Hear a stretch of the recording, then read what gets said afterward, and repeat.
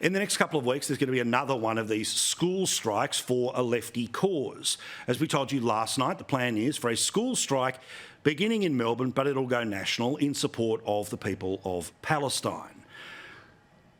Now, unsurprisingly, there are plenty who say, hang on, what are kids getting involved in global politics like this? And shouldn't the entry level to the protest be which river and to which sea? Many probably wouldn't be able to follow it. But there is a plan for the protest. And unsurprisingly, one of the chief supporters of the decision of school kids to leave Australian classrooms to argue for ceasefire or peace or the removal of the Jewish state in the Middle East, the Greens. Well, the Greens back the students' decision to attend the strikes, both for climate action and also in support of Palestine and Palestinian children.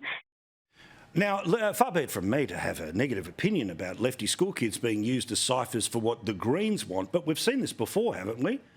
Remember the climate change strikes, which happened almost every single month during the last government and then magically don't happen under the government that the Greens have a greater say in? Well, that's exactly what is happening here. Again, the point made by Radio Hall of Famer Neil Mitchell on 3AW this morning. I reckon they're being manipulated. I think the state government has to stand up and say so. The federal government has. The state government's got to stand up and say, leave the kids out of it. I'm with him. All right, now let's talk about other people's money. Other people's money. This is where government likes to spend what you work so damn hard for. Other people's money here. And of course, there's no better example of that than the Queensland Premier, Anastasia Palaszczuk. Now remember, she's already used other people's money, your money, to make a taxpayer-funded video that is obviously an election campaign ad, but her office said no additional taxpayers' funds were used in it, which of course means that the people who made it were the people who were already being paid by the taxpayer to work in her office. Now, of course, she could spend the money that she spends promoting herself on fixing things like ambulance ramping. This is where ambulances are queued for longer than they have ever been queued before because there's not enough room in the hospitals. And even if you do get into a hospital, remember this Queensland government, when you're an outpatient, sends you to SeaWorld because there's no room, let alone the issue of Queensland's crime that remains rampant up and down the coast, in land and by the sea. Well, we learned today about another example of this power-mad Premier who runs a very effective political operation, a terrible state government, but a very effective political operation, for the best part of a generation has been in power. Bar the 3 years of Campbell Newman, it's been Labor all the way for the past 30 years. So everyone knows, essentially, you don't rock the boat when it comes to the Labor Party. If you work for one of the commercial TV stations up there at Mount Cootha, yeah, and you get a little bit long in the tooth, or maybe you want a fast pay rise, you go and work for the government. In fact, many of the people who have reported on Anastasia Palaszczuk during election campaigns go on to work for her straight after the election campaign. It's happened over and over and over again. So there's lots of people with a vested interest in no changing of the government. But amazingly, today, again, great reporting from the Australian newspaper. They hit it out of the park today with the exclusives. Anastasia Palaszczuk is using taxpayers' money for polling between now and the next state election.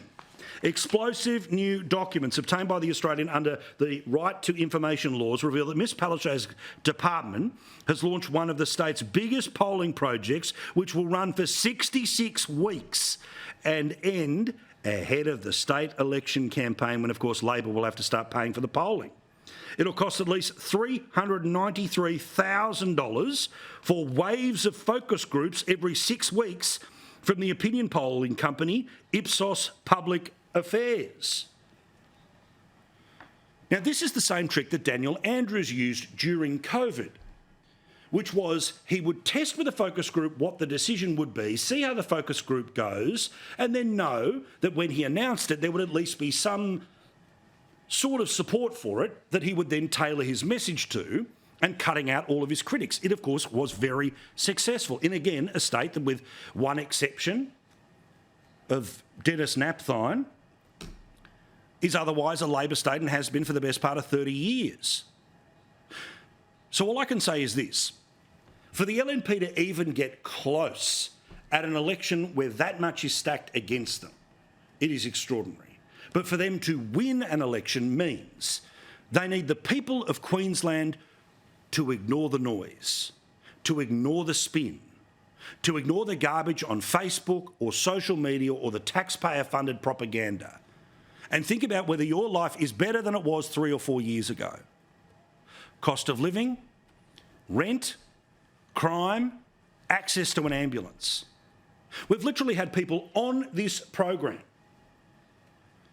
whose stroke got worse because the medical equipment that would be needed to know how bad someone's stroke wasn't in a country hospital. We've told you the story multiple times that in some regional parts of Queensland, if your partner needed to be taken care of in the back of the ambulance, you would have to drive the ambulance because there's only one paramedic.